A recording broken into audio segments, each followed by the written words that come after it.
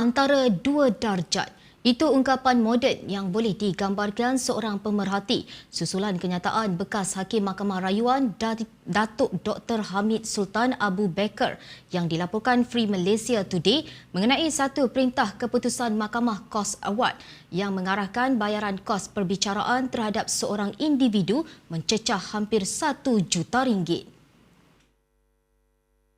Hamid berkata skala perintah sebegitu sudah cukup untuk menimbulkan persoalan besar tentang akses kepada keadilan. Mahkamah seolah-olah menghantar mesej bahawa keadilan hanyalah untuk golongan berada, bukan hak dijamin kepada semua rakyat. Tegas pemerhati sudah menjadi lumrah dunia. Orang kaya terlepas daripada hukuman berat, manakala yang miskin menanggung akibat lebih besar. Katanya perkara itu bukanlah hanya terjadi di Malaysia sahaja, malah sering diperkatakan sebagai realiti kebanyakan negara di dunia. Menurut pemerhati, jika seseorang mencuri dalam jumlah kecil, hukumannya cepat dan berat. Tetapi apabila melibatkan penipuan beratus juta ringgit, prosesnya berlarutan dan akhirnya hanya dikenakan denda atau penalti tertentu. Justru pemerhati berpendapat pandangan ini sering disimpulkan dengan ungkapan bahawa golongan kaya boleh lepas dengan segala-galanya, manakala golongan miskin terpaksa membayar harga yang lebih mahal. Tambahnya, namun perkara itu tidak sepatutnya dinormalisasikan dalam negara ini kerana ia boleh menjejaskan kepercayaan rakyat terhadap sistem keadilan negara.